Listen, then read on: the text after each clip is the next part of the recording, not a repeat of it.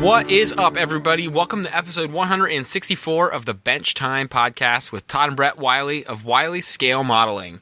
So, this week, we're back, finally. I know we had to take a week off, and we have Ron Klaiss on again. So, thanks for coming on the show, Ron.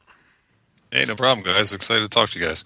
I'm pumped. Yeah, glad to have you. Before we started the show here, we were talking about some car problems, and that's kind of why we didn't get a show started last week. We actually had to schedule our guest that was meant for last week for a couple weeks out.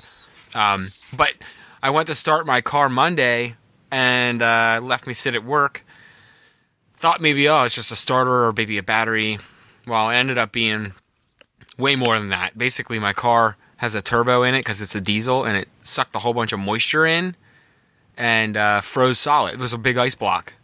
So it was fine when I drove to work with the leak because it was warm and it was sucking cold, moist air in.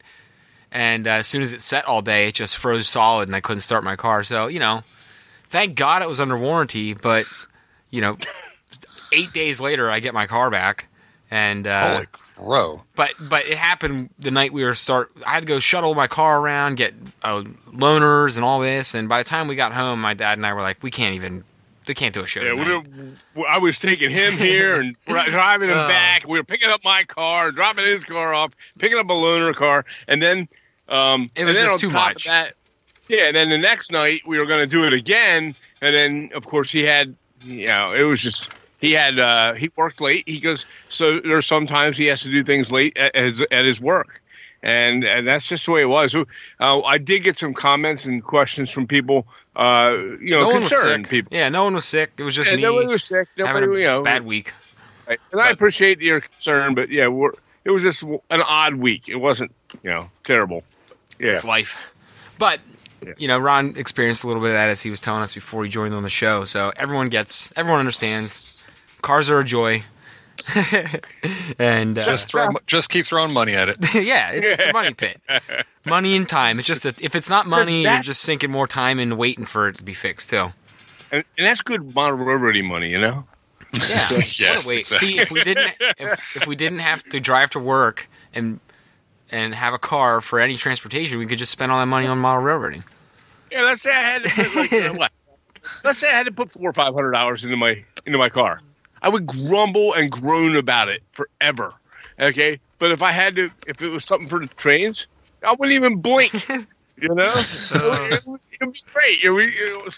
I would be thrilled to death that I just spent that kind of money.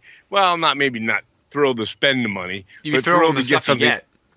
Yeah, and I need that car to go make money so I can do my hobby. But. Anyways, so that's the trials and tribulations of life.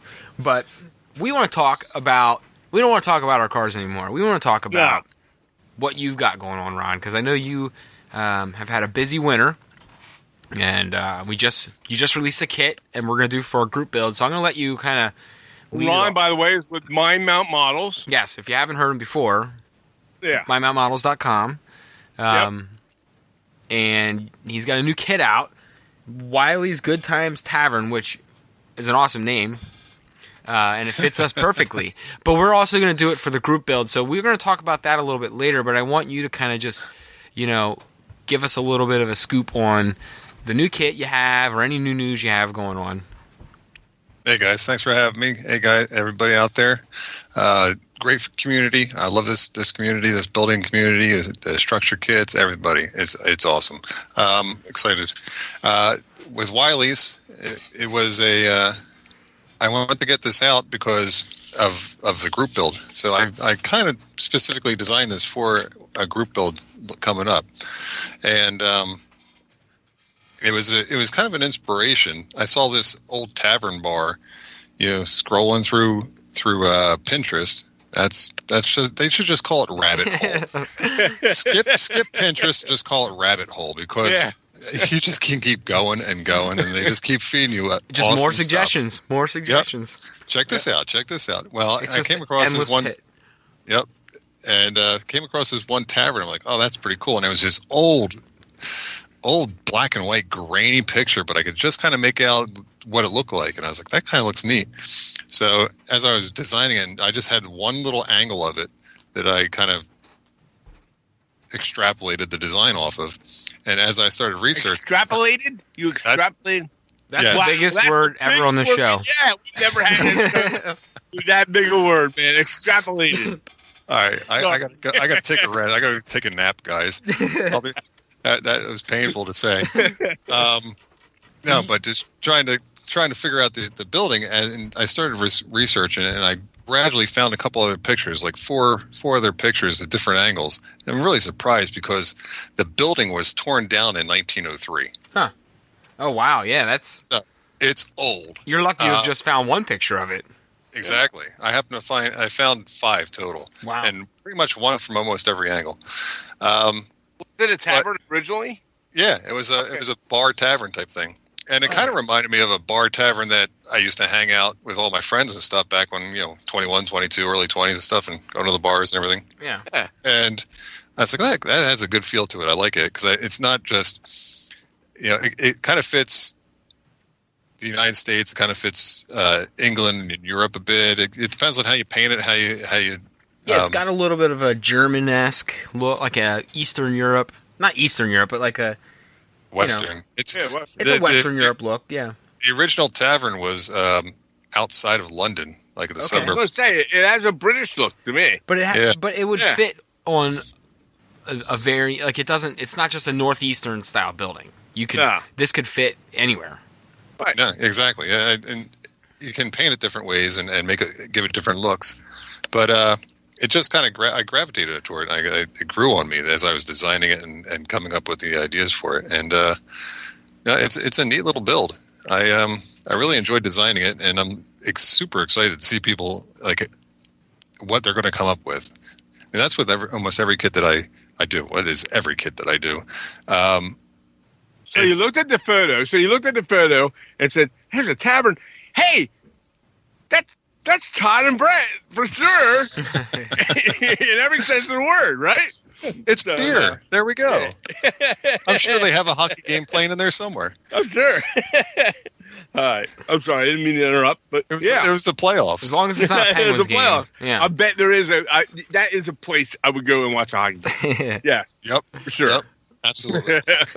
So I was designing it, and I was like, this is good. And I was like, oh, wait, this would be perfect for a group build. It's a good size. It's not too big, not too small. And I remember you guys were talking about how you wanted to kind of bump up the challenge a little bit. Yeah. So it's not super challenging. I mean, it's not a 10 out of 10, but it's got a little challenge to it. But we got some stucco, right? What was that? We got stucco to it, and some really cool little dormers.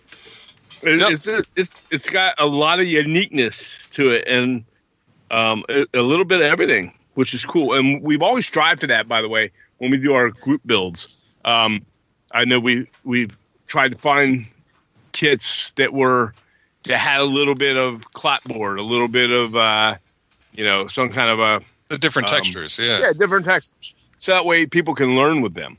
And this will be really cool with the stucco. And it's I was going to say it's a little larger. I mean, the buildings that we did in the last group build last spring or late spring they were larger buildings, but I feel like this one's just I think it's a larger structure by itself. The other ones we did had a couple sections. Yeah. This is a larger single structure, and it's also got a way different style of roof, way different style of walls. I mean, there's a lot more that's different about this group building than the other ones we've done. Right. Yeah, the one thing I really like about it, I was excited to design, was the multi-layered, the storefront part of it, where I have all the colors to it, and the windows and the moldings and everything. And it was fun, and it was a really cool challenge to try and figure out how to layer that and to build it up, because it's about 3 or 4 layers of different things built up to get that storefront that you see. Yeah. Oh, yeah. But it ends up being easy to build, but it was a challenge for me to design. And that, I'm trying to find that here. That is all the laser cut, it's a laser board. Yep. Yeah. Yeah, that stuff turns out awesome too. I love these laser board storefronts like this because, like you said, you can either choose to paint them all, depending on how you want your storefront to look, all one color or two colors, or you can go crazy and like this one's got 3 different colors. You got that tannish off white, a green, and a red in the photo that you made for the model. So yeah, I mean it adds a lot of depth too. I like how easily these laser cut storefronts go together. Yeah, it is pretty. It's easy to do. Like I said, but then designing was a little bit of a challenge. And then the stucco, I wanted to make sure that I got stucco in there because I never did stucco yet on one of my structures. Yeah. Mm-hmm. So that's just 1/16th basswood. It's cut out of just flat basswood. Yeah. But to get the texture for the right scale, I was trying different things. I was trying sand. I was trying I'll say the evil word. I tried a couple different textured Rust-Oleum spray paints. Oh, okay. I'm sure Krylon has them. Hiss. I'm sure Krylon has them too.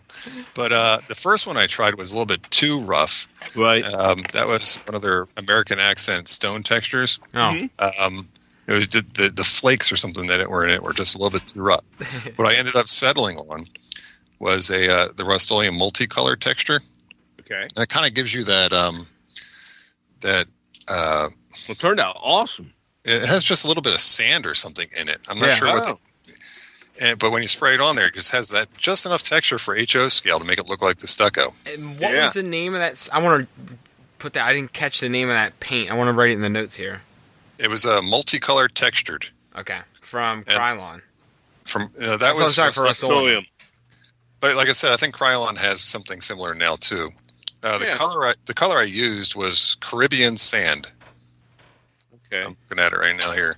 So it turned out great. And that's kind of like a tan color to it, and it has a little bit of slight variations, I guess, because it does have sand in it or something. Right.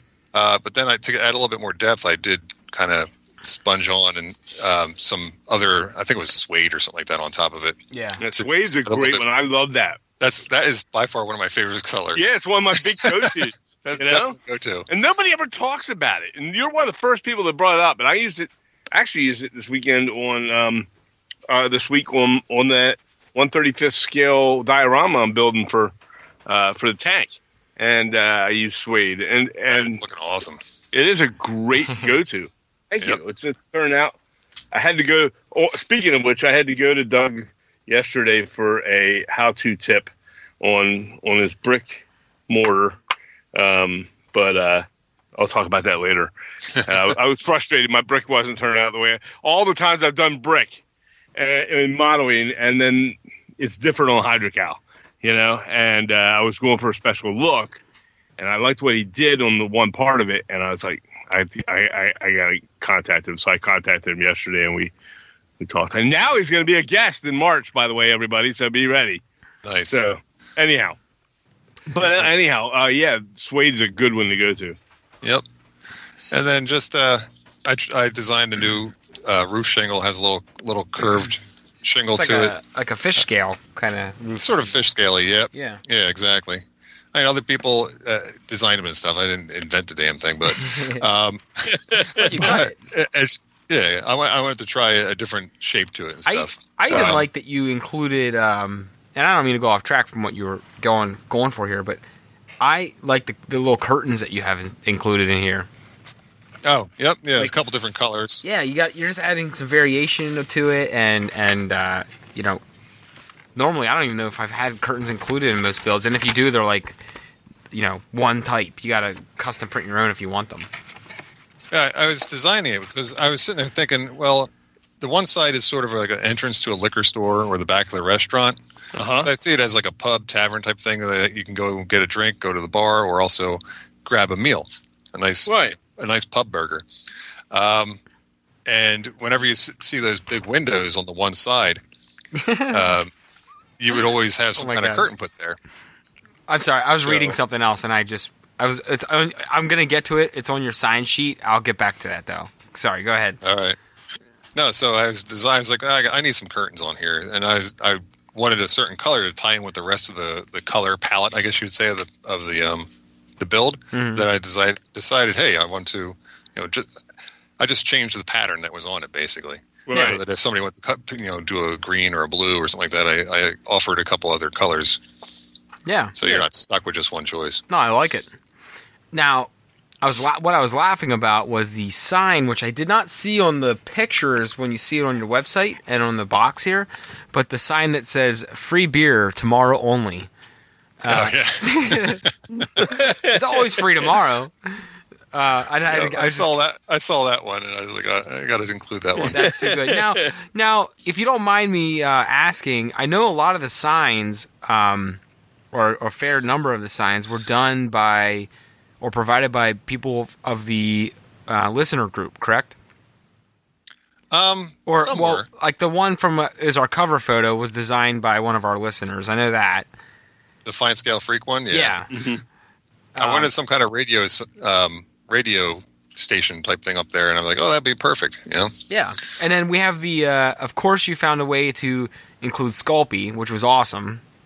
I think that's great. I think that was originally called. I think it was like the Blob or something like that. Yeah. So I was looking through like old movie posters and stuff, and I saw that. I'm like, the Blob. No, it's got to be the Sculpey, definitely. That's too good. That's so great. I just like that you incorporated some and it's not just you incorporated stuff that wasn't just about me and my dad in the show. You incorporated stuff that was like kind of part of the group who's going to be doing the group build as well, which is kind of, I don't know, makes it a little bit more special with the Sculpey thing and some inside jokes there. And then just, drinking friends or memory makers. I don't know. It kind of feels like we're doing a group build, and it's with a lot of our friends that we've made. Community. It's a lot of friends that we made as a listener group, so it's very cool that it feels that way with this signage. Right. Yeah, definitely. I mean, that's the key. I mean, I love designing it. I love even more building the structures. Yeah. Mm-hmm. But it's the community. I mean, back when we were way back when, before this whole crazy stuff happened, back in Timonium, yeah, and we're all just hanging out, and I mean, that's what it's about. I miss get that. Together. I was thinking of it before we got on this show. So God, Yeah. I just want a train show. Yeah, we could have done a whole mess of them together, Ron, if it wasn't for this mess. Yep. Over this course of time. It would have been great. So that's the last one, really, before. That was the fall, October before. Yeah. Yep. And then I did Springfield, and then that was it. After that, it was pretty much done. And from what we heard, a lot of Springfield was kind of a lot less than normal because of it just wasn't the same Springfield. Was it big? I heard that one was pretty good. No. I was thinking of the Timonium. They did one in Timonium right before the shutdown. Yeah. And there was nobody there. That's the one I was thinking of. Yeah, that was in late February or mid-February, something like that. Yeah. But that was just when everything started going crazy. But, we'll get there. We'll get back there. And when we do, I think it'd be fun if we did like a listener meetup somewhere. But oh, yeah. One of these shows. That'll definitely happen. There's no question. Yeah. But, so let's get back onto the build. I want to talk about the build itself. So what's something about, because you've built this kit now, you're probably one of the only few that have built it, or the only one that's built it so far that you know of. What's something that's kind of a fun, unique challenge with this build that you ran into while you were either designing it or putting it together as an actual kit? The challenge, actually, a little finicky, but it's one of the signature things of the whole building is that lantern. Oh yeah. I have the two lanterns on both sides. Uh-huh. Yeah. I wanted to get in there because one on the front. Yeah. Yeah. Yep. There's one on each side of it, and I included a little jig so that you could bend the wire, so it looks like the conduit, so you can get the right shape, and so that it also fits the W. Right. But it's just the small pieces of the actual lantern. It's cut out of, I think it's 1/64th laser board. But it's just a little finicky to get together because my big clumsy fingers, fumbling through it. Yeah. But it's doable. I mean, obviously, I did quite a few of them. But that's the challenge. I mean, we're not there to have a super easy, simple build. You don't want a snap tight kit, but the results of it look really cool. And I'm glad that I went the extra mile to get that. Yeah, that turned out cool. Yep. For sure. And we love it. That's I'll tell you what my favorite one part, of the first things I noticed on it. What's that? my favorite part, which I'm being sarcastic, is always the dormers on these. Brett's got a pet peeve with dormers. No. now, for some reason. Well, now that I finally know the name of them. Yeah. You can leave those off. They're not an absolute. I gotta put them on. Oh no! They look But great with dormers. I always You can also put one on each side too. That would be They don't cool. have to go where they. You can kind of flip them around or change them around. They don't have to go in the spots that they're That'd at. be cool to Yeah, do it good almost point. like a T shape from above with one on each side. Huh? Yeah, Well, that's a good idea. that'd be cool. Or what are they cut from? Are they clapboard or are they board and batten? It's the scribe siding. I'm Oh, looking okay. here. Yeah, Now, it's a Is the scribe chimney siding. laser cut brick? Yep, that's actually 2 layers build up, and then the ends actually are applied over like this. The narrow side of it. Yeah. There's 4 pieces that go together, and then there's a top. Oh yeah. Yeah. So it's actually 4 pieces that go together to make the main body of the chimneys, Ah. and then I include some aluminum tubing Yeah. that you would cut. They're about a 1/4 inch long for the little chimneys that come out the top. Yeah. And to get that texture, so it kind of looks like the I guess it's fluted. Yeah. I ended up taking my file and just taking the piece and just putting it on my work surface and kind of rolling the file across it. And since the file has the angled grooves in it, Yeah. it put this like swirl around it, sort of like how you would see on the chimney. Yeah. I was like, oh, that turned out perfect. Oh, That's that's pretty sweet. cool. Yeah. I see there. You have the holes already set aside for the chimney for the wire to come out of. Yeah, the tubing. Yeah, the the aluminum tubing. Huh. Yep. That's pretty cool. So That'd be neat. cool. So the roofing, you are spray painting that, or did you paint that with an acrylic? That red. was the red. Actually, I sprayed it a dark brown color underneath, Okay.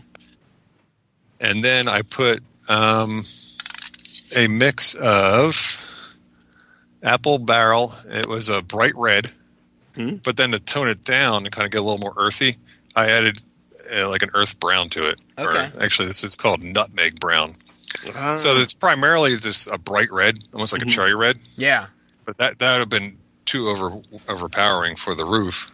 And so just to tone it down, mix a little bit of that nutmeg brown in there, or like a dark earthy brown. No, I like it. It doesn't matter. And Yeah, it's almost like it almost looks like a bright red, not a terracotta roof, but like a what do you call it? Like a ceramic roof, but it's not. You can tell it's not. But when you look at it quickly, it does give that you think it ceramic is, roof yeah, look. but Yeah.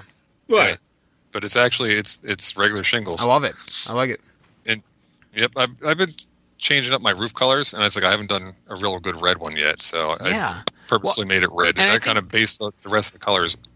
I think we get on the stuck in building. that awful rut where we make like this browns and black roofs all the time, or gray, brown. It's always like these really drab roofs. So when you finally put one on a building on your layout, or when you finally make one that's different, it pops. And you can't do it too often. But when you do that one, like this one's red. If we do it red, it's gonna pop because we don't have. I'm looking at our layout. We don't have any bright red roofs, but one would be awesome. It'd be like a nice focal point. Yeah. Yeah. Yeah, I don't have a bright red roof. I have a red roof on the one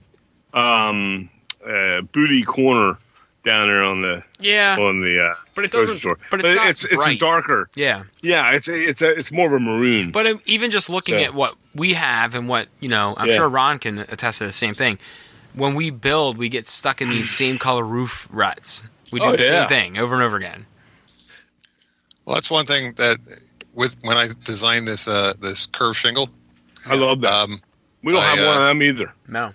I decided to start putting out my shingles as an accessory, so you can buy the shingles separately. No, that's a good idea. I have four of my designs out there. It's a regular straight, like 3-tab, like asphalt shingle type one that you would see at a lot of the modern houses now. Yeah. Oh. And then I have a random shake shingle. That's the kind that you would see on my Sunrise Warehouse and Paulser's Plumbing. Yeah. You guys saw those at the show. Yeah. Yeah. And then I have. I think we had just seen the Sunrise one when we were at the show. It was like Yeah. It was opening up with that show. Yep. Yeah. I literally finished that.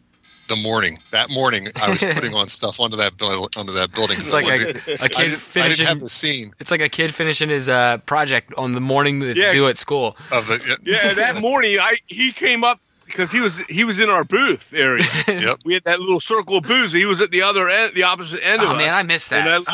And he come walking over and goes, "Todd, you got to come around and see this build that I just did." And I came down. It was nice and it's got that yellow to it. It just popped. You know, Yep. And I was like, "Oh, that is sweet," and that was the first time that I had seen it, and it looked awesome. That was the first time anybody saw it. I wanted to kind of debut it there. I didn't even get the scene done. I just had the building done. Wow, I felt privileged then. I was the first one to see it. Pretty much, yep. Yeah, that was cool, and this kit is. I love the big signs that go from corner to corner up on the top. At the Wraps roof edge. around. Yeah. Yeah. And That was another key feature that caught my eye in the original photo.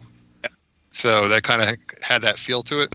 And a lot of buildings have that even today, and nobody models that. You don't see that very often modeled. Yeah. It's sort of like a old-fashioned marquee, I guess you'd say. Yep. Yeah. Huh. Get excited now. I get all excited. It's going to be a fun build, I think. All I'm thinking about now is how much I missed us all sitting in that circle of tables. That was fun. You brought back a memory there. That was a fun weekend. Yeah, we had Bill, we had Kenny Crump, all of us. They got Jimmy Dignan on the other side, and Jeff Grove. That was a cool little gang we had in that corner. We had a couple other vendors around that area. Bruce. We had the Bruce Nickerson was there. Yeah. Yeah. We had Jeff from Motrack. We had Ipswich. And then we had Brian from Best Trains. Best Trains. Yep. And his wife and Jill. Awesome. That was a good group. And directly across the bus, we had we had Bruce Nickerson. Yeah, we had Bruce. And we had oh shoot, he's gonna kill me. Rail scale. Rail scales. Yeah, it was rail scale. Yep, Steve. Steve was there. Yeah, and then we had Nick and Nora. Joey Ricard was there. Yeah. Oh man, that was too much fun. He made me carry his new lightweight Helix around my neck like a dog cuff. He put it around my neck and took pictures. And so it was funny. Anyways, but good times. So they're coming back, guys. Don't worry, they're coming back. We'll be back. Yep. But yeah, absolutely. So this is a pretty cool build. We've talked a lot about the building.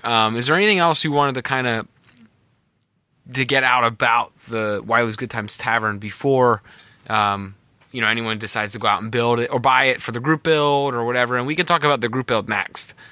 Well, that's what we're gonna do. So I mean, we cover pretty much everything. It's got Tichy windows. It's got laser cut windows and doors. Are those masonry windows from Tichy in the front? On the stucco part? In the stucco side, yeah. Okay, cool. I didn't know if they were laser cut or Tichy's. Oh, they're Tichy's, yep. Okay. They're cool. Tichy ones. And then, like I said, new shingle design, the chimneys, the lanterns. Yeah. No, it's going to be a fun build. And then I have another building coming out soon. It's going to be What's that one? It's a Wilson's mustards and condiments. All right. 58 varieties because they have one more than Heinz. Wilson. That's pretty cool. Got it. Yep. And it's a neat little warehouse type of building, manufacturing. It'll have a water tank on top and some docks for trucks to back up to and docks for a boxcar to back pull up to and unload and stuff. It'll have a couple different textures again, board and bat and clapboard. I like your variation of textures in your kits recently. It's very cool. You don't see. I mean, you don't get a lot of mixed textures in walls, especially with like some of the older kits, and you and a couple other people are now starting to put a lot of variation out there, which is awesome. I love seeing it. Yeah, it shows history to the building. Like things were added on. You can kind of see the main building. Usually it might be like a clapboard house or something like that ended to gradually build up into a business type of thing. And they would, as they needed more room, they slap on different extensions and additions like and stuff like that. The Tavern here, you can tell, hey, we need to add more room for this big bar we got in front and all these customers we're having. So we're going to, add this huge two-story stucco addition on the front. Yeah, and then on the back side, they put on the liquor store side to it. So, Ron, I got an idea for this build of yours here that I'm going to do for the build. Because, nice. When we do them, we always add a little bit of our own flavor to them. But that's what I want.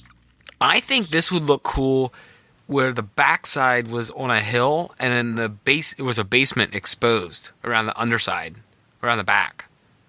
So I'm going to do something cool where like the front is street level and we have a lot of hill. So I'm going to build mine where it's on a hill and the foundation is exposed, and I'll have a third story basically on the backside.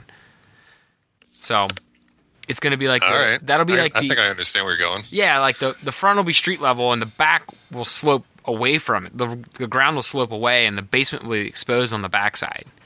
And you'll drop it down. Yeah, so then the basement on the rear end, the basement will be completely exposed, and that'll be like what I was thinking here is because we got a skeezy old bar town, is it's post-Depression era, but it could have been like an old speakeasy in the basement, but now it's just a shady looking back entrance to the bar. I think that'd be cool. There you go. I mean, and with the group build when we get to it here, we're gonna have. Brett and I will both be building the same kit. So what we've decided, do we want to talk about that now? Yeah. I don't know if Ronnie. Does Ron know about this? I was wondering what you guys were going to do because I was trying to figure out what you guys were going to do because I'm sitting there going, you're going to both build the same thing, but they're going to end up on the same layout. So I hope you change it up.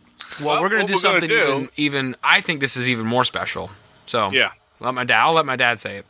I'll let you explain it, because it's your idea. So we've done a lot where we have two builds, we do them differently, and we put them on the layout, which is great.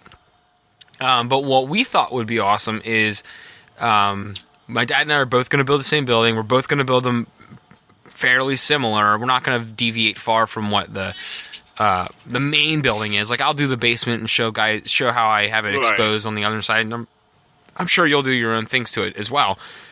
But...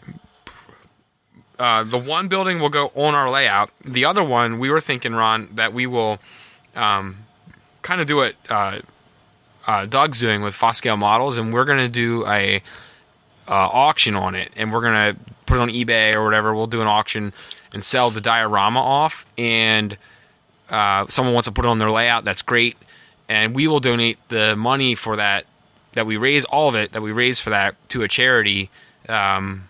We'll come up with a charity at some point, but we'll pick a well-known charity and donate that to the charity. Yeah, it'll go 100% charity. So awesome, very cool. Very cool. We'll be doing the group build together. One of them will be on the layout, and then hopefully maybe one of our listeners can pick one up, and then we'll they'll get my dad's build on their layout. And then the money will go to we'll announce a charity ahead of time, but we'll make sure it's a really well vetted charity. Yeah. Nice, excellent, that's cool. Yeah, so that's our plan. Yep. Absolutely, after I take a million pictures of it. Yeah, I don't know. It would just be neat because then maybe someone that's listening could get the build on their layout after we built it, right? And get a really kick-ass building, and also help someone out at the same time. Yeah. A Wiley original. Everybody wants one. There you go. I don't know about that. It's rare. We'll find out. It'll be the first one it'll be the first one we actually auction off or do. One of our other group builds, I did build one, and we kept the one for the layout, and the other one that was that general store we built. Yes. And I took that and I sent that to a friend of mine whose son who had a very serious accident. He had a traumatic lost his memory injury. And he still does not remember anything or anybody in his family prior to that time. He was a high school kid. And and his dad, to reconnect with him, his dad was showing him my model railroad structures and buildings in our page, our HSK Customs page, and showing him some of the builds that I did and other people did. And his son thought that was cool, and together and to reconnect, and so his son can start learning more about his father. And I said we went to school together. We're good friends. So it kind of broke my heart to hear this happen, and to reconnect. And he'll never get that memory back. That's gone. And for 16 years of his life going. So for him to reconnect with his father, they worked on building their layout, and his dad told me that, and it was really touching. And the motivator was HSK Customs and our builds. So I sent that to him to put on their layout, which they did. See, that's great. That's the community that we're talking about. Right. I mean, you go out and you reach out and you put yourself out there for other people, and it's just that's what's awesome about this hobby. Right. Totally. Right. So that's our plan. That right. We want to help somebody out or some organization out at the same time while we're doing this all together, and we're gonna have a lot of fun doing it. So I can't wait. I cannot wait to do this one. Right. So I'm pulling up my calendar right now. We talked about this before. We are looking to start this up in March. I'm thinking the end of March, like Monday, March 29th. And that'll give everybody plenty of time to order this thing. Will that give you enough time, Ron, to cut and build these and send them out? If you want to go longer, we can start up in April. But I already sold a bunch. I have a bunch. I have a bunch pre-made up. All right. Good. And then I have enough. I just got a whole bunch more material. So whatever comes my way, hopefully I can cover it. Okay, and so this weekend I will be putting out a graphic on our website, on our Facebook page for you guys to go to and check it out. Let everybody know about it. I'll post it on some Facebook pages, and so be on the lookout for that. I've been holding off. I was going to do it a couple weeks ago, but I thought it'd be better to have this show and have Ron on before we do it. Yeah. And so I will do that. So if you're interested in this build, which we're going to talk more about here. You're going to want to pick up this model. It's a great price. We're talking normally $80. It's down to $70. He took 13% off and gave a discount on that for the group build. Everybody can get it for $70. Yeah, and then use the code Wiley10. If you use that, when you buy anything else, you're going to get 10% off the rest of your order too. Oh, wow! So that's super cool. Yep. And Wiley 10. Great deal. It's a great price point on the kit. $80 is definitely a good deal on this kit. And for everything that you're going to get out of it and the fun we're going to have, it's going to be a good time. And believe me, our group builds get interesting because we don't do anything ahead of time. So my dad and I will prep. We'll prep walls. We'll do some bracing. We'll sand. Like no one wants to watch us sand the burrs off of a wall for an hour. So we'll do some of that ahead of time. But a lot of it is exactly how we build. Where we're like, well, you know what? We're going to try this, and then we're like, oh god, this doesn't look good, and it's right in the middle of the live stream, and we're like, oh well, we're going to fix this problem. We show everyone how we fix it, totally unscripted. But warts and all. Yeah, we like to. We like to do it live, and we don't like to have much of a script with it because, we built plenty of buildings. We know the basics of building, and most of you guys that are going to be doing the group build with us also know the basics of it. But it's always fun to, especially with this stucco. I'm going to try and use your spray paint method. I'm going to pick that spray paint up, Ron. Yep. And I'm going to see how this turns out. And I know anytime I try something new live, it's going to be great. So I cannot wait. I'm going to actually use Liquitex stucco, but I'm going to. We'll have something different each. And this will be cool. Real quick, I think it'd be wise to show the.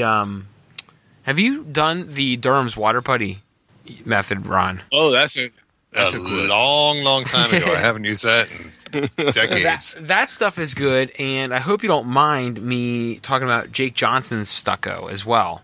No, definitely not. Jake's stucco I used for the gas station, the Last Chance Gas, and that turned out very well. As that turned out awesome as well. So what I might do is I'll pick up that spray paint that you mentioned that in the instructions, right? The spray paint you used. So I'll pick up that spray paint, and then I'll do all three beside each other on a scrap piece just to see how they look, and I'll show everyone on the live build like the difference. That way, if they want to choose one of them, they can choose whichever route they want to go. Good idea. Yeah, that's good. That's cool. But, so with the spray paint that I used, I just primed it white. Okay. And then I sprayed that texture on there, just to kind of seal it. And the inside I spray painted black with a black primer of all just the walls. So, to minimize the warping. Mm-hmm. Right. Very cool. That's great. Very cool. Now, on the group build, okay, so let's explain the group build for those who haven't done so. You're going to need, for you guys that are all listening out there, that I don't have Facebook, and if you want to do the group build with us, No. Oh, what's that? I'm going to put this out there now. I am now able to set it up so that way we can stream to YouTube and Facebook at the same time. Cool. Through work. How am I going to do it? I'll show you how. There's an app we'll use. I promise you, Dad. It's easy. How is the challenge guy going to do it? The senior citizen of the two of us you'll be fine. Okay. You can use your AARP card to log into it, and no, I'm just kidding. I have a way that we can do it, so my dad and I will test it ahead of time. We'll test it a couple times so we know how to do it, and it's working well. But I use it for work. Does your kid talk to you like that, Ron? Elderly? Yeah. Yeah, but see, I'm 40 minutes from you, so it's harder. I talk to my dad like that too. Okay. All right. Well, you made fun of me plenty so it's a little bit. It was OD at some point in time, I'm sure. Okay. But genetic.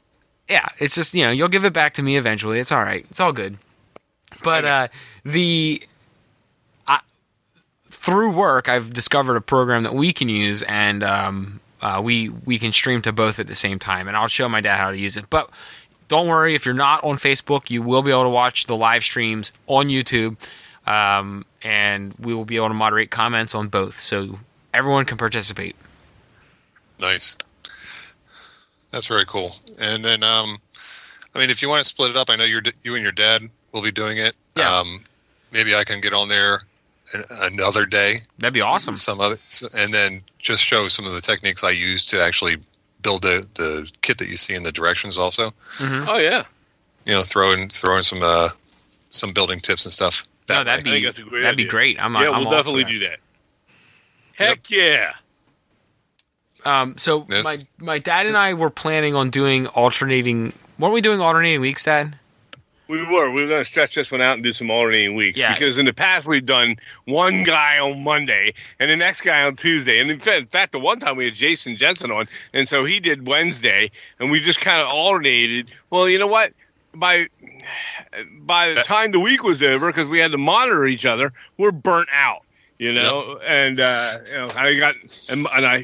have no time to even spend with my wife, so that didn't go down real well. And so now we're thinking, we just alternate, every other week, and then he's on one week, I'm on the next week, and we just kind of go with it. And if it goes a little longer, so be it. But now we're not burnt out trying to do that and our regular show. So yeah, you don't want to kill the fun of it, right? Yeah. That's totally understandable. And also you don't want to rush the thing. You want to take your time and enjoy the whole process. Exactly. Right. Well, and no offense to Jason, we love Jason, but one that we did him that one time, I told him, I said, "Hey, this is probably we're going to try and make this go like 5 weeks, 4 or 5 weeks, and then we'll go back." And he goes, "Okay, I'm all board." And then Jason Bean and Jason Jensen, who he is, and he had the first night he was all the way to the roof. It's like, oh my gosh! And he kept going. He could do all 3 nights himself. Yeah, and he's like, he was doing a lot. He had it all ready, and then he kept asking. He asked the people. He goes, "Do you want to you want me to keep going? Because he was already on for like 2 hours. Like, yeah, let's And go. they were like, yeah, keep going. That's what we're here for.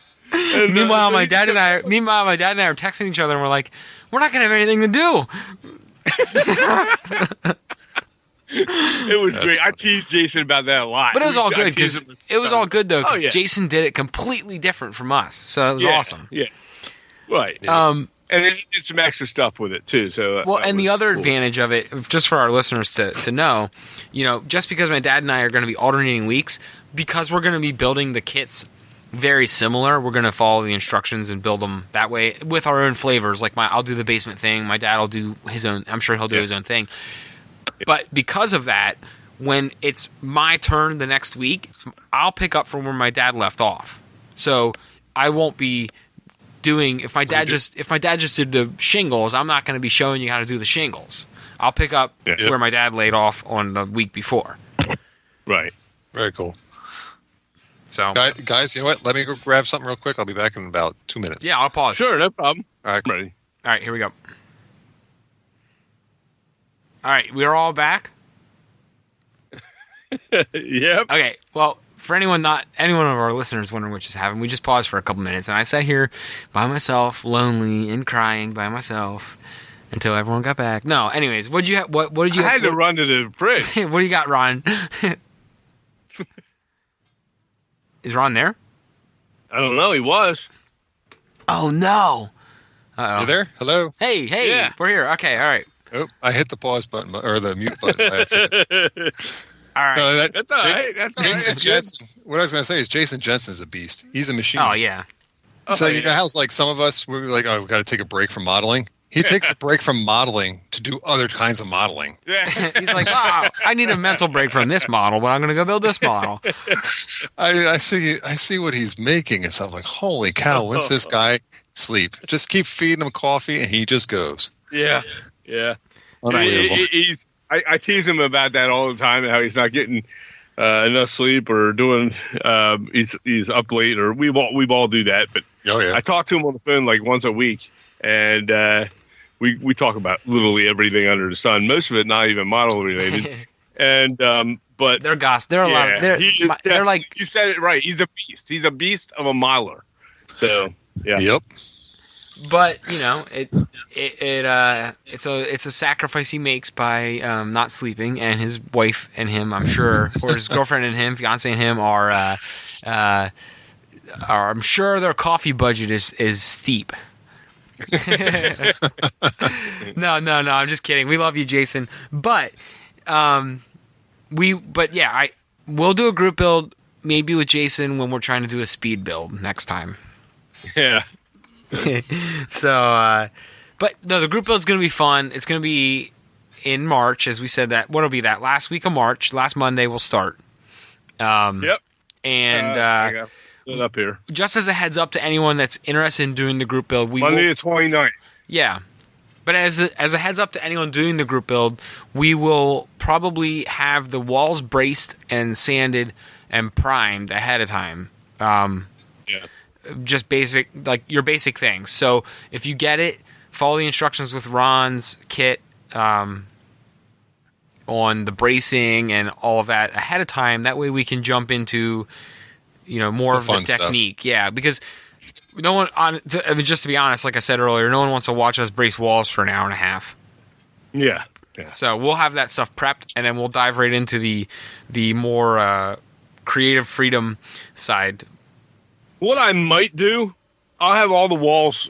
Well, it depends on who's first. I'm not sure. If it's me, I'll have all the walls prepped or already braced, except for maybe one of the walls, and then I'll brace that one wall just so I can. Somebody might be new. Yep. Right, exactly. Yeah. So then they can see how to brace walls, and for them, they're probably going to need the rest of the night to brace the wall, anyways. So, and it'll be fine. They can just go back and rewind and see whatever else they. Yeah, they, that's a good idea. Need to do. So sure.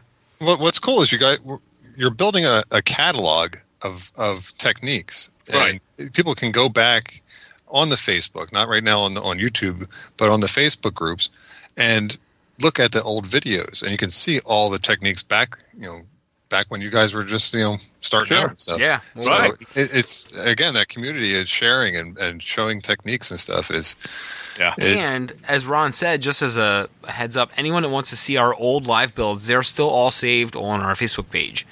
So if you're on Facebook and you want to check out any of our old live builds, you can see all of them archived on our Facebook page. And then, like Ron said, the new ones that we're doing will be also on our YouTube channel. Right. So, but because, there's different techniques. Every time we've done them, we probably change the technique too, because we learn as we go as well. And year to year, after group build, we've learned different ways to do it. Right. Now, your YouTube channel, is that Wiley Scale Modeling? Is that how they find it? I don't even know what it's called anymore. I think it's. I'm not gonna lie. I think it's what. We're the worst podcaster people ever, man. I think it's Wiley Scale Modeling now. Let me check. No, that's what makes it great. You guys are just two dudes. You're just having fun. You're building kits. You're sharing the hobby. That's what makes it awesome. It I'm is not too sure about everything, so we just gotta do it, and it is Wiley's. We don't really think about it. It is Wiley Scale Modeling, but the title is Wiley Scale Modeling with the old HS Scale Customs logo. So we're really up with the times. We've not updated that. We put new podcasts on it and a couple new videos here and there, but I've for some reason neglected to update the image. But it's half come on, there. you guys got 2,300 subscribers so far. Yeah. That's pretty cool. So If you go to hoscalecustoms.com, our regular website, there are some how-tos for beginners up there on all kinds of sort of things that we've done. Some how-to articles and there's things. more than just a podcast. There's a library of how-tos on there, and on the YouTube channel, there are some how-tos on there. I did some kit reviews. I've done the live build. There are some live build archives on there. Right. Painting details, structure tips. There are some other how-tos on there as well. So, but yeah, that's other stuff. Let's get into some more fun talk here about anything that what do we got going on? My dad said he might have a rant. Do you have a rant? I do have a rant. Does it fit with anything? I do have a rant. Ron's Todd rant. Ron's chomping to get into a Todd rant here. It's not a bad thing. It's Okay. a rant on myself, this time. Oh, all right. I'm not really picking anything else. I got this new pet peeve thing. Well, this is a first. Let me get some popcorn. Remember I had the palette issue. I had to. Everybody busted on me because I had all the different paint palettes, which I still have. Okay, I've cut back on collecting them because I have them all. And but now I'm into this new thing. I don't know if anybody goes to the craft stores, like especially Michael's or Hobby Lobby. Michael's is the big one on this particular rant that I do. Right now, it's craft storage. Okay, I'm causing a problem right now, and that is I'm buying. They're running these super deals, and I'm obsessed with them. These craft storage carts. You ever see them? They got like the caster wheels on the bottom. Yes. They roll around all over the shop, and you can load them up with all kinds of like the one I have. It's all tools and not tools. Like it has these little pegs that come out the side, like a metal pegboard on the one end, and it has like a pegboard rack, and it has the hooks, and I have like tape, different types of tape hanging on it and stuff like that. And then the top of the rack of the cart is like a bin, and then in there's like all my spray paints and all my hunter line stains and all that stuff. So I can reach over real quick behind me and grab what I want. I don't have to run off, go over to the bookshelf, grab and sort through it and pick out things I want. It's all right here. It's in my arm's reach. The problem is that my dad's not telling you. He now has a cart obsession, and he can't walk. He can't walk through his room because he's got 10,000 carts. Cut down the space in my room for where I can maneuver, because now I had 3 of these carts sitting around, and the one cart. Now you also see the drawers that you can get. They're just they're like maybe 9 inches. Each drawer is like 9 inches high. They're stackable, and then you get like 3 big drawers, about 9 by 12 or whatever. or 9x14, something like that. And it's 3 tiers high. It doesn't have any casters. So I have that sitting on top of one of my carts. So it makes it even taller. Okay.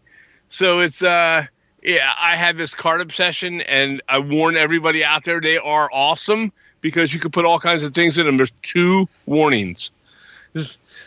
One is don't buy, because they're until you buy them, and you use a coupon or whatever else. Well, actually, you can't use coupons anymore because there's another rant. But you can't really use the coupons because they don't include the coupons on these because they're like everyday prices or whatever they call them, or they're on special.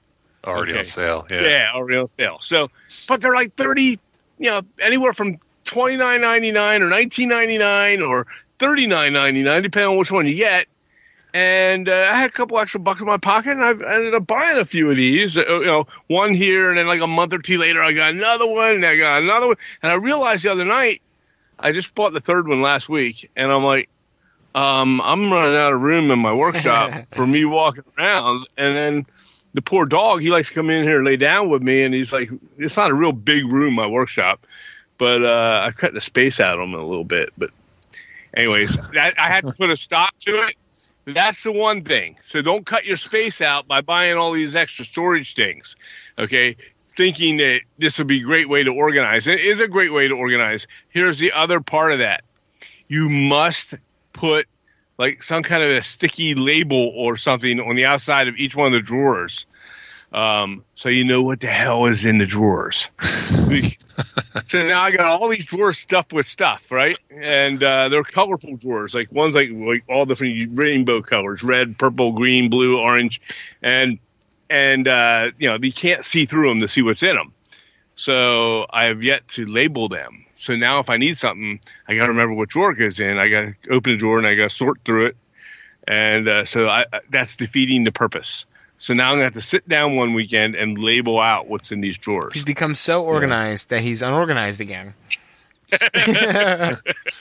Hi, my name's Todd Wiley. I have a card obsession. It's been 3 days since my last purchase. Yeah. Hi, Todd. Hi, Todd. Oh my gosh. So that's my thing. I had that same. I'm not gonna lie. I had a similar obsession this past fall, with with cigar boxes. I found out that the beer distributor near me didn't even care about them. Like they were like, oh, we're done with them. I don't care. And they were selling them for 50 cents a piece. Wow. So I was like, well, how many do you have? So they were like, well, we got a whole box of them. So now I have like a dozen or more. I have more than that of cigar boxes in a box. And I think, did I give you any, Dad? I don't know. I gave you a couple. Oh, yeah. Plus, my dad, I got so obsessed when I was telling my dad about him. He's like, well, I got extras. And then he gave me So your dad's a pusher. Yeah, he's not helping me. And I was at the flea market, and this guy had a whole table full of them. And I was like, "You want like a quarter a piece or something like that?" And I was like, "Oh, okay. Here's here's $4." And I just grabbed the whole handful. But now I got all these cigar boxes and I don't have anything to put in them, or the stuff I have in them I forget's in them. So then I tried to label them, and then now, it's awful. But whatever. At least the stuff's in boxes. I'm on Michael's checking out these cards. Don't do it, Ron. Don't do it. I love the one with all the racks and the stuff hanging off the sides. Oh my gosh, that's a great one. I got this great cart. It's got all these different hooks and things hanging off the sides that I could. Oh, it's cool. Oh, I see that one. Huh? I see that one. Yeah, I'm gonna order that after we're done. It's cool. It's nice knowing you, Ron. It's a nice heavy cart too. It's not cheaply made. And the one side has this one straight bar, and you can hang it has on the photo. It has like ribbons and stuff that women make bows out of and shit. That kind of thing. And but I have my rolls of tape on there, like my transfer tape, my masking tapes, my Oh, painter's tapes, and I have them. I just hang them on the roll, and then I just peel off what I need. So I have a tape obsession. Yeah. I have Oh, probably let's hear 12 about different this. types of tapes. It's all different types of tapes. I have, I think, 3 or 4 different double stick tapes from all different grades. I have a delicate surface masking tape. I have a heavy surface masking tape. I have crazy duct tapes that will rip the flesh off a body if you happen to get it stuck to your hand. I have God so many forbid. different rolls of tape. Don't put it in your hair. You'll end up like that Gorilla Glue lady. Or you can use a Gorilla tape, put it in your hair. There you go. Yep. And then you'll have a double lawsuit. There we go. Did you see that, Ron? Yeah, I heard Okay, about okay. it. All right. I heard about it. Jeez A Louise. bit Anyway. ridiculous. That's Yeah. like the hot coffee at McDonald's thing. Oh, yeah. Oh well. Anyways, Say so back living. on your tapes. Now, but No, I'm just saying how many different tapes I'm I looking have. around my bench now, and I had a bunch of tapes. I have Yeah. So I have wide painter's tape, like the 2-inch painter's tape, and I have the thin painter's tape, and I got double-sided tape. I got Scotch tape, masking tape. I have the thin, real small double-sided tape. It's like a 1/4 inch thick. Yeah. Yeah, the striping tapes for like Yes. racing stripes and Yep. stuff like that. That's really good for masking all certain I things. have Yep. that. I have it's like pinstriping. I have Yep. I have a bunch of that. I also noticed while I'm looking at this, and I just realized this, I think I have a sandpaper problem. I'm looking at my tool bench here, and I must have 12 packs of sandpaper I've never even opened. This is the obsession episode. Yeah. Well, you know Hey, what though? I bet you don't have white and black cloth hockey tape, Brett. And I have that it. up on my shelf. I have it, but not at my workbench. But And I also had the clear tape that we wrap around our shin guards. can I just defend myself on the sandpaper though, real quick? In my opinion, you can't have too much sandpaper because you got every type of grit, and then some of them have like a adhesive backing where it's like you can stick it to something where it's a sticky backing. It doesn't slip off of a block. And then some of it doesn't have that, and it's nice because that's easier to cut and kind of like form around a rounded thing if you want to use like a rounded foam pool noodle wedge or something to sand with. Believe me, I got a bunch of sandpaper, and I'm going to defend it to my the last day I live that I need all this sandpaper. I plow through sandpaper.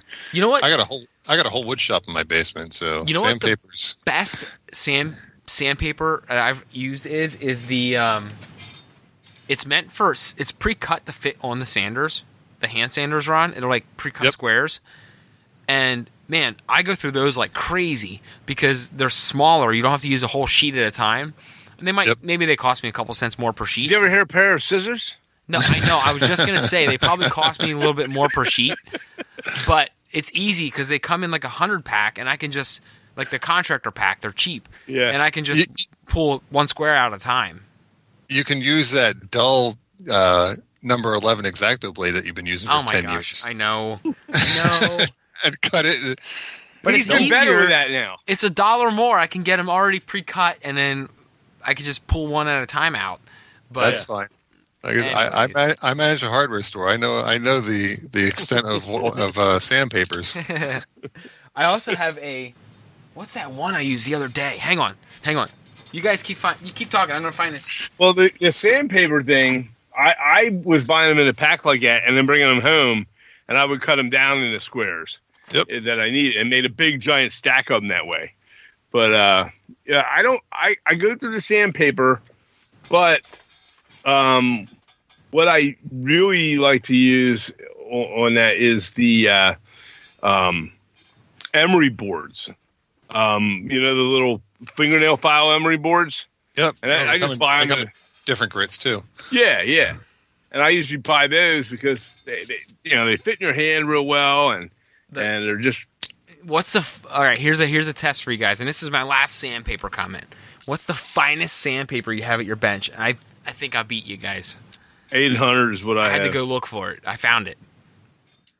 If I go in my basement, I probably have 1,000 or so. But I have a 3,000 grit sitting here. Oh Nice. my word! It's like a piece of leather. You're using a strop. Yep. Don't ask me why I have it. I have it here. I probably swore that I needed it for a project at one point, and it's sitting down here. Not model rubbering related. I'm sure I used it for. So I had What a strange turn we took tonight. I had a bunch.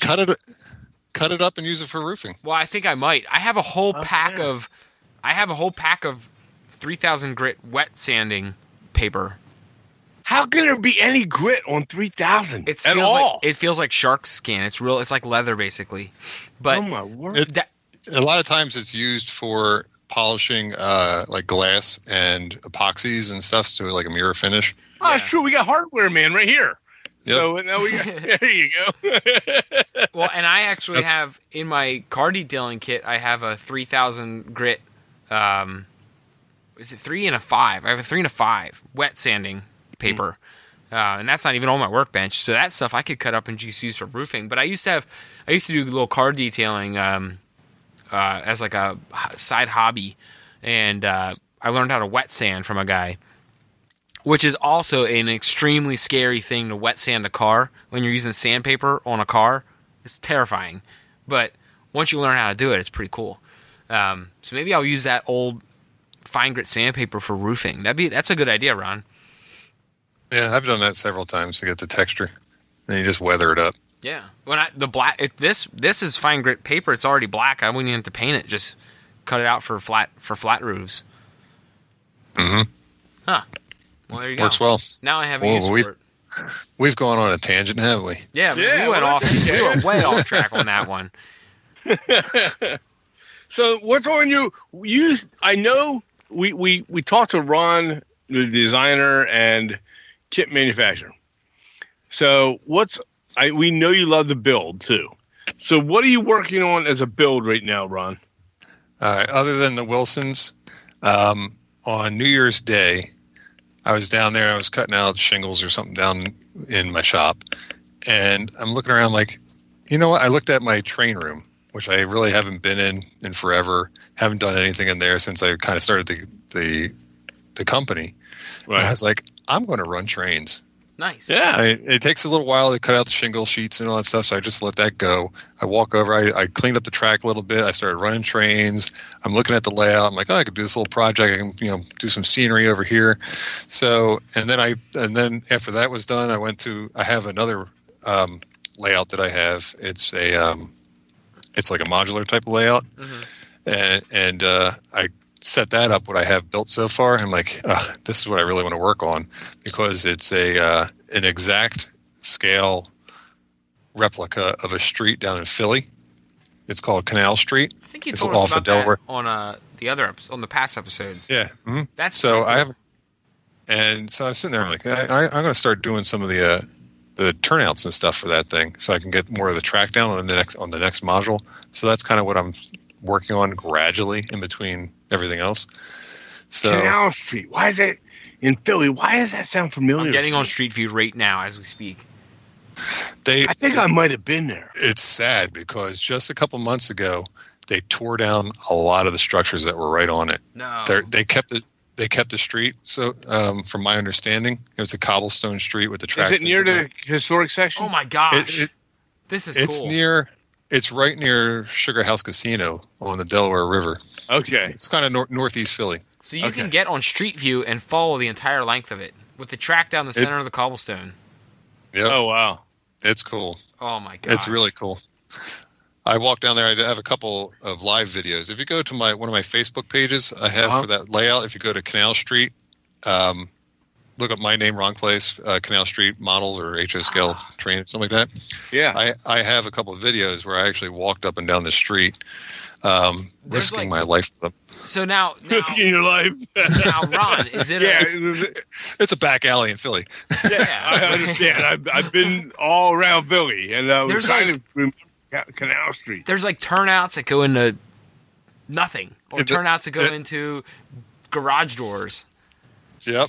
They used to. It's about a quarter mile long, and it has turnouts on it. It had up to about 12 industries on this quarter mile. Oh my gosh! Yeah, all kinds of stuff. So that caught my eye. Yeah, and so I'm building actually true to scale. So I'm not compressing or shrinking down any of it. And what So what era are you doing it? It's gonna be around the 50s. Okay. Yep. Which the buildings I'm sure didn't change very much. There's a few at the one end. There's a few more modern structures right now, but Yeah, there were old warehouses. If you look at there's two big buildings. They're like condos or something like that. That used to be giant warehouses, and some of them had the tracks going into the warehouses. And the existing warehouses, I can tell you, they didn't change much from what they look like right now in Street View, I'm sure. Nope. No, and if you go back and look at, you can change the date of Street View. Yeah. It's like even like 2016 or 2017 or 2009, something like that. Went up. Yeah, before they all changed them into condos, you can see the original warehouses and stuff. Man, that is crusty looking. That is awesome. It's nasty. Yep. Oh man. So I'm gonna eventually build those warehouses. They're like 8 stories high or something like that. So I have to engrave a lot of brick. You can just smell I'm this. on your Facebook you can smell page this right street. You can smell this street. It smells like Philly. How many Facebook pages do you have, Ron? Well, I have my personal one. I have one for my main layout, which is the HON3 narrow gauge one. Uh-huh. That's the permanent one. I have one for the Canal Street build, and then I have my company, my models. Oh, okay. Cool.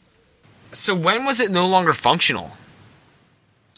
It went up and through the 60s, and I think it stopped sometime in the 60s. This is too cool. It's I'm looking at the photos that he has on his page, too. It's pretty cool. Delaware Avenue used to be a whole bunch of trains and tracks all along Delaware Avenue, and the cars were secondary. You were risking your life if you drove on Delaware Avenue. Gotcha. And you were trying to drive your car, dodging 44-tonner switchers and all these different types of switchers and stuff, pushing boxcars all over the place, and you're trying to drive your car down there, and you're hitting potholes and dodging, everything. So it was a death trap. Now, some of the spurs or the branch offs go into buildings. Yeah. Yep. Yeah. That's so wild. There's buildings. One of them was originally it was like a pharmaceutical company. Yeah. And then another one was a box factory where they just made crates and boxes. Another one was a salt factory. There was an oil refinery. There was a big lumber yard there. There was a coal dealer. There was a meat packing. Right. And then you had the 2 big warehouses. And if I stretch it back a little bit and kind of like fudge the timing a little bit, before they put the new version of Delaware Avenue in, they had the old version of Delaware Avenue, which was actually a street closer to the river. Mm-hmm. And they actually had 2 more warehouses. When they built the new Delaware Avenue, they completely ripped out that whole block basically to make Delaware Avenue really wide. And so if I kind of fudge the time factor, and make it the 50s, but have it back into the 20s, then I can actually have 2 more warehouses on each side of another block. Oh, so cool. Yeah, it's a pretty neat. One of my friends, Ralph Heiss, kind of turned me onto this thing, and I've been obsessed with it a little bit. I love it. Huh. That's such a cool. So you're able to build it almost using. Well, you can kind of you have the luxury of seeing most of the original structures now, minus those condos. And it's how far is that from where you live? How is it? You can go down there and check it out for reference anytime. Barring your safety. Yeah. Well, they just like I said a couple months ago, they just ripped down a lot of the buildings. Okay. They demolished them. I did get down there, take some videos, take some pictures. Like I said, I still have street views, which I can actually get measurements off of. Yeah. And go ahead. No, you go ahead. I was thinking of a question. I'm going to ask you when you're done. Go ahead. So no, like I said, with street views, so I'll get most of the information I can get, and then also even some of the Sanborn maps, the Sanborn insurance fire maps. Yeah. They actually, if you know how to read them, they tell you how high each wall is, how thick each wall is, kind of like how the windows are laid out. Oh wow! Because that was the reason why they were making these fire maps. They didn't care about the train tracks there. They were caring about the buildings for fire insurance. Yeah. So they would have to, accurately lay out where windows are, where sprinkler systems are, if it was a wood structure, if it was metal or brick or block, or so they tell you all this information if you know how to read that map. It's pretty cool. That's pretty sweet. Now, so it's recent enough. You're lucky because it's recent enough where you have enough of a reference to get everything you need. But it's such a cool thing because like it's really janky looking, like just right down the middle of the cobblestone street. And and well, you see how it snakes through, and it's like real curvy. Yeah. It's called Canal Street because it originally was a canal. It's a river. I think it was Cohosinkan or something like that. It was Conshohocken. Yeah. We're all pronouncing it wrong, I'm sure. It wasn't Conshohocken. No, it was Cohosinkan or something like that. Cohosinkan. And it was in northeast Philly. And gradually they started building a street over top of it. The river is still underneath of that thing. No. In viaducts or something like that. Oh wow. Yeah, and it empties out into the Delaware River. But that's why it's so curvy and snaky, because it actually followed the lay of the land. Huh. Yeah. Like you got Philly's like a big grid. And then you get to this area, and all of a sudden all these streets are all curvy and stuff, the one Canal Street, because there used to be a stream, used to be a creek. Huh. Yep. Well, now I'm obsessed with this. This is too cool.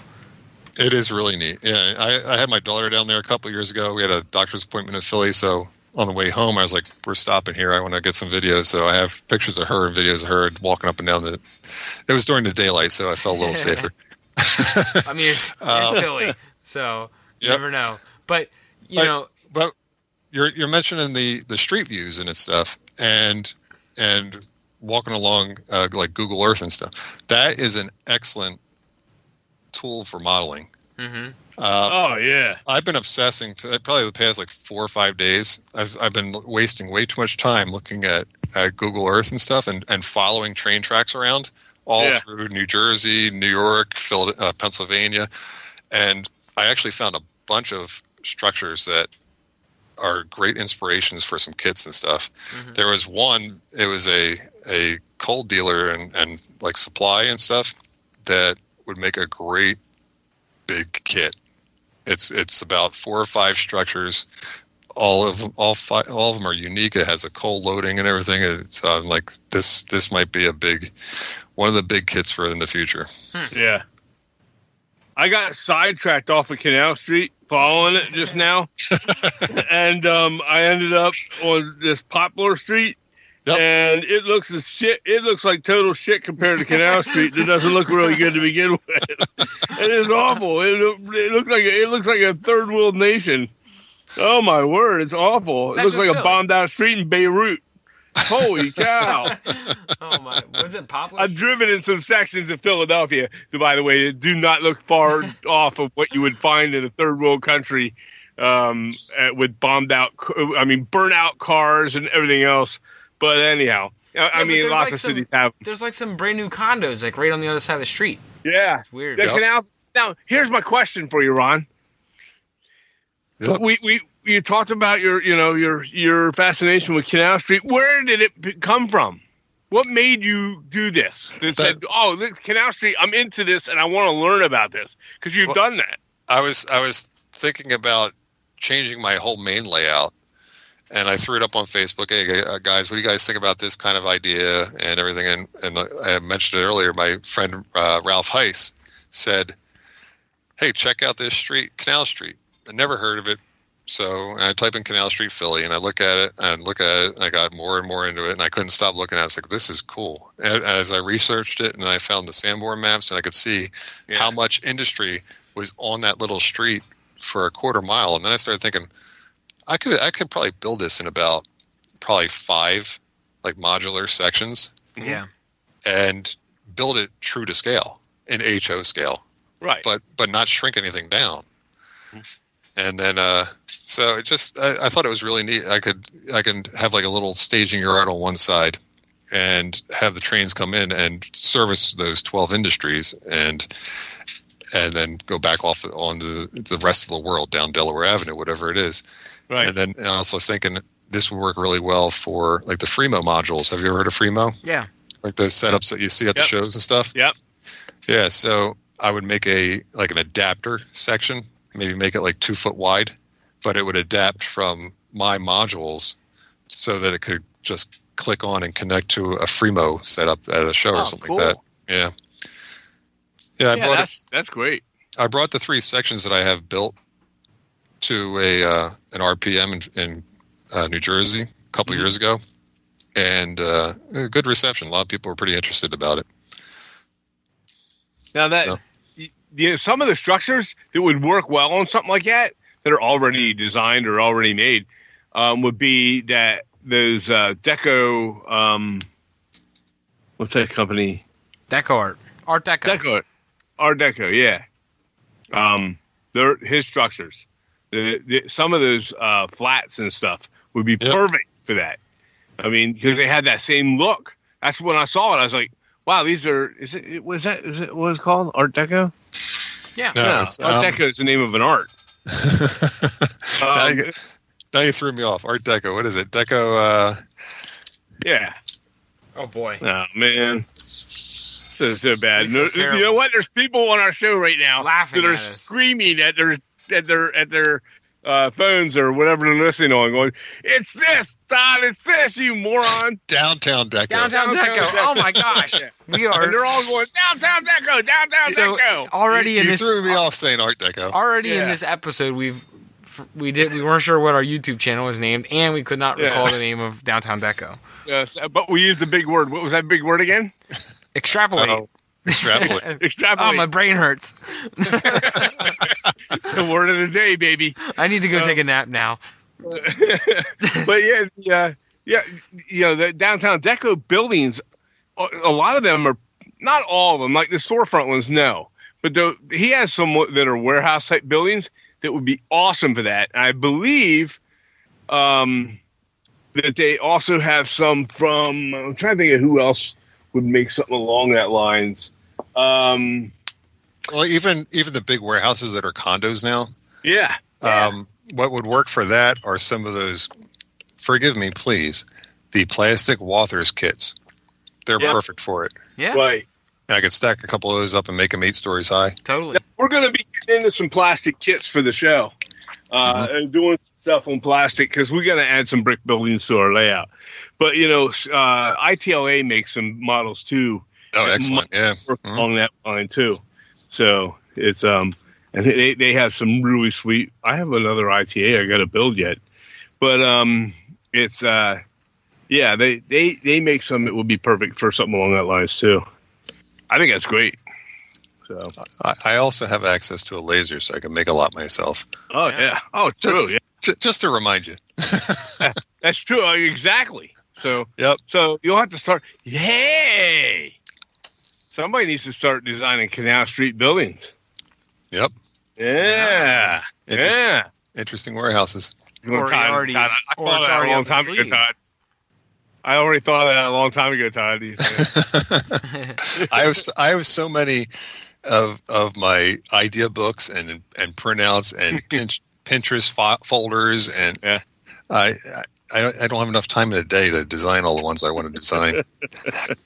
It's never ending. It's cool. It's a good problem though. Yeah, that's a great thing. Yep.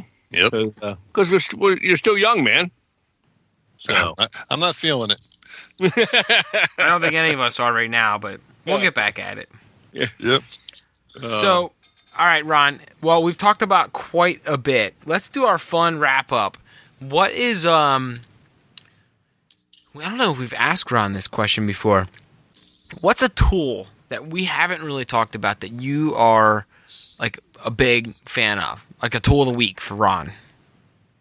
Yeah, a Ron Klaiss tool. A Ron tool of the week. Sorry, I'm throwing it out there unprepared. Uncommon tool. Yeah. Jeez. I won't mention my rafter and stair jig that is available at my Mountain Models. That's gotten some good reviews though already. Yeah, that's a good one. That works really well. I use it a lot, and I provide it in a few of the kits. Let's see. Let's look at my workbench here. A ratty old brush, which you've mentioned before. I'm looking at 2 I got dozen. one of Of them them. every day. I have a different one. The tools I use most actually are probably the 1, 2, 3 blocks, just for squaring up. Yep. Yeah. I mean, I have a bunch of them, and if you use them in conjunction with those little earth magnets, and you can, I square up and build things with these things so much. That's probably one, other than an X-Acto knife, it's probably one of the most things I use. Nice. I know a lot of people that we know that build use 1, 2, 3 blocks. I have not tried them yet, and I thought about getting a set, getting a couple of them. I don't think they come in sets. I think you have to buy them individually or whatever. No, I got mine off of Amazon. Okay. Geez, like maybe 3 years or 4 years ago, the newest one, and it was a pack of 4. And I mean, at the time, it was maybe $25. Oh, ain't bad. No, and you got 4 of them. Yeah, and you can never have too many. Because I made the mistake of buying one of those. Maybe I shouldn't say a mistake to somebody else. They may use it and they may love it. But I bought one of those. Let me pull it out here. It's Micro Mark. It was a gluing jig. I don't know if you've ever seen them from Micro Mark. It's like it looks like a metal pan. It's like a pan with the magnets. It's a metal square pan, with the magnets and stuff. Yep. And I think I've used it twice. And I've had the thing for like 3 or 4 years now. And I just don't. I don't know. It doesn't. It's probably a little bit too bulky. But like I said, I have my 1, 2, 3 blocks right on my workbench all the time. Yeah. And they're small enough that they're not in the way, really. Yeah. Right. They're good weights. I pile them up sort of like how you use your hockey pucks. Yeah. They are good for holding down bracing. They're good for squaring up walls. They're good. They're a really useful tool, and it's just so basic and simple. Now, I want to get a set. The ones I have now have holes all in them because they're meant for machining, and you can kind of like screw things into them and weld things together, whatever. Right. But you can get ones that are flat also, just complete flat 1, 2, 3 blocks. And I want to get maybe a set of those too. Huh. I'm gonna definitely have to look into them. I mean, it's just something if you're other tools. If you're blowing $50 on a cart, so your poor dog can't sleep on the floor, blocks too, right? You might as well spend $25 on some done with blocks. the cart. I've already grounded myself from buying any more carts. I'm no longer. And you know what? I'll go into the store in another week or two. I'll go into Michael's and I'll see a different cart, and I'll go, that's great. That's a great idea. Turn away, Todd. Yep, I'm gonna have to do that. I'm going to have Mom put a block on the credit cards for anything at Michael's for you. It'll just decline the card, decline the transaction. I actually thought about one of the carts for down at the layout. So that way we can move it around and from place to place as we're working. Yeah. And have everything on the wheels, But, I, as far as that goes, I'm done with carts for my shop. No more room. What's the over-under for Todd's next obsession? What could it be? It might have to be 1, 2, 3 blocks. You got me convinced. Put that on the Facebook group. Overtime at the bench. We'll bet on what my dad's next obsession will be. Yeah. Yep. What kind of we do this from time to time, Ron, and I'm sure of course you've heard. We love to listen to music when we're building or whatever. We podcasts and music and TVs. Now I got a TV in my shop, so I stream football games during the football season. I was streaming them right to my bench live. I could actually look over and watch the screen. That's been not a good idea. Because what happens That's my fault, because I got a TV by my bench. And my dad's like, I could do that. Yeah, so I start streaming a football game or a hockey game. Next thing you know, I'm here working, and I look over, and I'm not working. I'm watching the game. And which is okay in a way, because it's like your man cave, It's a good time to label your carts. There you go. That's exactly right. But anyways, we do listen to a lot of music because I do like to work with music or sound. Do you listen to a lot of music? Yes. Yeah. Yeah. It depends on what I'm doing. Yeah. A lot of times, like lately, past couple days, I watched this one guy on YouTube. His name's Rick Beato, and he kind of breaks down music and stuff because I also I'm into music and musician and stuff. And he breaks down music and everything. And he has this one thing, he'll go through like the top 10 pop songs or top 10 rock songs of the time just to see what's out there in the world. And one group that he was reviewing, they're called Royal Bloods. And they're a good rock band. I was listening to them last night when I was working on Wiley or Wilson. Whoa. I'm so sorry. I just turned all my stuff down too. I went to go check my list out. I didn't mean to interrupt you. No, that's fine. So, like, I'll go with rock, and I like some good, just either classic rock or like I said, this is a pretty new band. This Royal Bloods, and then, but when I'm doing directions, because they're my bane. I hate writing directions. That I will put on a chill station on my iPhone Music or iTunes, whatever it is. Yeah. And it's called, the station is just called Chill. And it's just like ambient music and stuff for the background, but it helps me stay focused, or I'll watch, actually, I listen to Focus a lot. There's either Focus or Chill. And that's when I'm like having to write stuff or focus on tweaking a plan in the CAD program or something like that, where I really need to not be distracted, but I want something in the background. Right. But then if I'm like cutting out on a laser, if I'm building something, the model itself, or just doing that type of thing, I like some good rock. Yeah. We mix it up with a lot of stuff, depending on your mood and what you're doing. There's times where I like to just have something chill and mellow, you know? Yep. And nothing real. So what this week have you been listening to? It was the Royal Bloods. Royal Bloods. I'm writing it down, by the way. Yeah, they're pretty good. They got like good grooves in their song. And you know who I like a lot, and their channels or their videos are just crazy. Who's that? OK Go. Did you ever hear OK Go? I have. Yeah. I've not listened to them much, but I've heard of them. I mean, they're like kind of poppy and like upbeat and happy songs, kind of, which is fine with me. That's pretty cool. Sure. But their videos they do are just crazy. They have these like really elaborate. They're one of the few bands that actually do videos anymore. Yeah. But the videos they do, they're like, it's like a mind trip type thing. And sometimes they just, the way they move around, they usually do it in like a one camera type of thing, and it just moves around and like different contraptions go off. Or one of the cool ones is they're in an airplane. And it's, that the Vomit Comet, where they actually you can get like weightless. Yeah. It does like the big barrel rolls and stuff like that, so that the people in the airplane are weightless. And they shot a whole video like that, where they're like throwing stuff around inside the airplane, and they're really OK Go. Check them out, man. I wrote it down. OK Go, and Royal Bloods. Yep.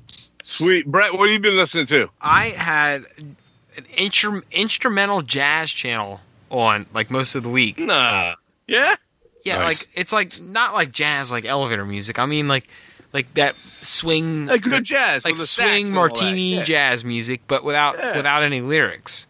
Okay, cool. I've been listening to it at work. I've been listening to it when I've been down here in the basement.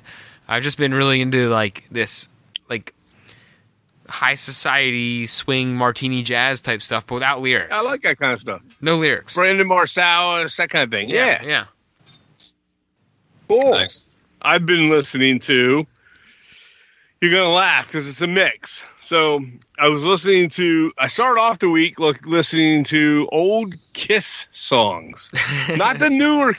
I'm like the original albums like Destroyer and Kiss Alive, those types of things, And then I got, with this cold, crappy weather, I started, and I've been thinking about our vacation coming up here this summer at the beach. So I started listening. I just typed in like beach music, and a station came up, and it's just beach music, and it's like all different songs. That would be like, for the beach, Jamaican reggae, all kinds of goofy stuff too. All right.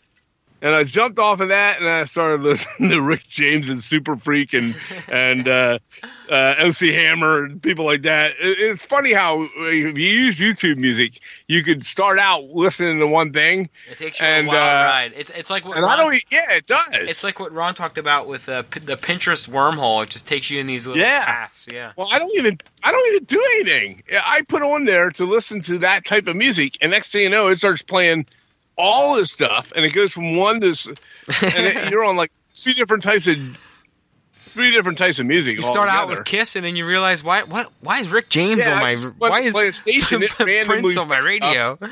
Well, it picks off of one, so it would pick off of like, let's say I have You Can't Touch This with MC Hammer, and then it goes to some other song that's kind of hip-hop-ish, but then it strays off that hip-hop and goes to like a soul, and then it goes from that to a country song that had the same word to it. Yep. So YouTube selection thing, they must be trying to iron out some kinks or something, because the algorithm.